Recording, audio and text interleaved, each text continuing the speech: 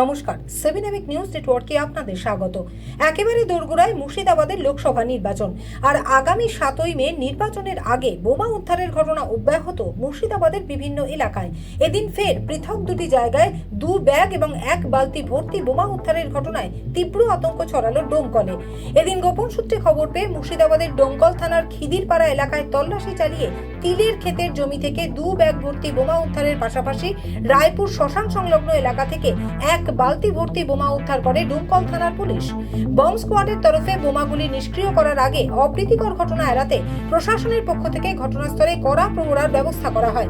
নির্বাচনের আগে কে বা কারা এত পরিমাণে বোমা মজুত করে রেখেছিল ওই স্থানে, তার তদন্ত শুরু করেছে ডোমকল থানার পুলিশ।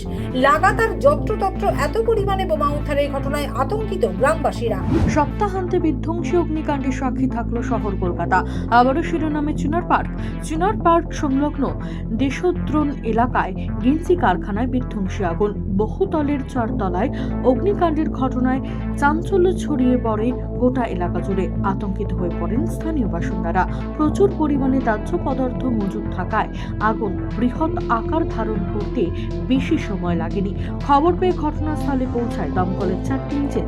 যুদ্ধকালীন পরিস্থিতিতে শুরু হয় আগুন নেভানোর কাজ। তবে আগুনের ভয়াবহতা ক্রমশ বাড়তে থাকায় ঘটনাস্থলে আনা হয় দমকলের আরও একটি ইঞ্জিন।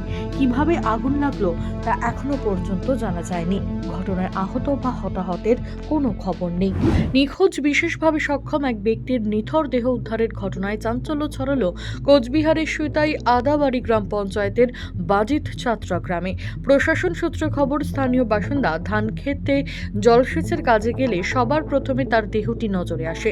খবর পেয়ে ঘটনাস্থলে যায় সুতাই থানার পুলিশ। ঘটনাস্থলে পৌঁছে তারপর তারা দেহ উদ্ধার করেন। মৃতের নাম সুশীল কুমার বর্মন, চামটা অঞ্চলের সাতভান্ডারি এলাকার বাসিন্দা। গত 1 মে থেকে নিখোঁজ ছিলেন তিনি। কি কারণে তার মৃত্যু হয়েছে সে বিষয়ে খতিয়ে দেখছে পুলিশ। গত 19 এপ্রিল থেকে শুরু হয়ে গিয়েছে 24-এর মহারণ। তাই নিজেদের এলাকায় এখন নির্বাচনী প্রচার সারতে ব্যস্ত বিভিন্ন রাজনৈতিক দলের প্রার্থীরা। তীব্র দাবদাহ উপেক্ষা করেই চলছে জনসংযোগের পর্ব। তেমনি এদিন সকালে হলদিয়া টাউনশিপের শনি মন্দিরে পুজো দিয়ে প্রচারে নামলেন তমলুক লোকসভা কেন্দ্রের তৃণমূল কংগ্রেস মনোনীত প্রার্থী দেবাংশু ভট্টাচার্য।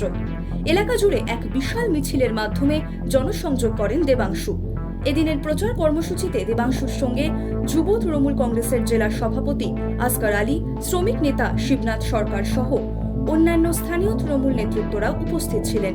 প্রসঙ্গত, আগামী 25 মে তমলুক আসনে ভোট গ্রহণ হবে। বরানগর পৌরসভার 12 নম্বর ওয়ার্ডের বিভিন্ন এলাকায় দলীয় কর্মীদের নিয়ে প্রচার সারলেন বরানগরের তৃণমূল প্রার্থী সায়ন্তিকা বন্দ্যোপাধ্যায়। লোকসভা ভোটের পাশাপাশি এ রাজ্যে বরানগর ও ভগবানগোলা এই দুটি কেন্দ্রে হবে বিধানসভা উপনির্বাচনও। বেশ কিছুদিন আগে বরানগরের তৃণমূল বিধায়ক তাপস রায় দলের বিরুদ্ধে একরাশ ক্ষোভ উগরে দিয়ে দলত্যাগ করেন ও নাম লেখান বিজেপিতে। ফলত আগামী 1 জুন দমদমে লোকসভা ভোট হওয়ার পাশাপাশি বিধায়ক শূন্য বরানগরে হবে বিধানসভা উপনির্বাচনও। নাম ঘোষণার পর থেকেই প্রচারের ময়দানে নেমে পড়েছেন সায়ন্তিকা। এদিনও তিনি 12 নম্বর ওয়ার্ডের বিভিন্ন এলাকায় ঘুরে ঘুরে জনসংযোগ সারলেন। সেই সঙ্গে এলাকার প্রবীণদের থেকে আশীর্বাদ নিতেও ভুললেন না নেত্রী সায়ন্তিকা। বরানগর থেকে রাজাদের রিপোর্ট, 7 এমিক নিউজ নেটওয়ার্ক। জয় হিন্দ।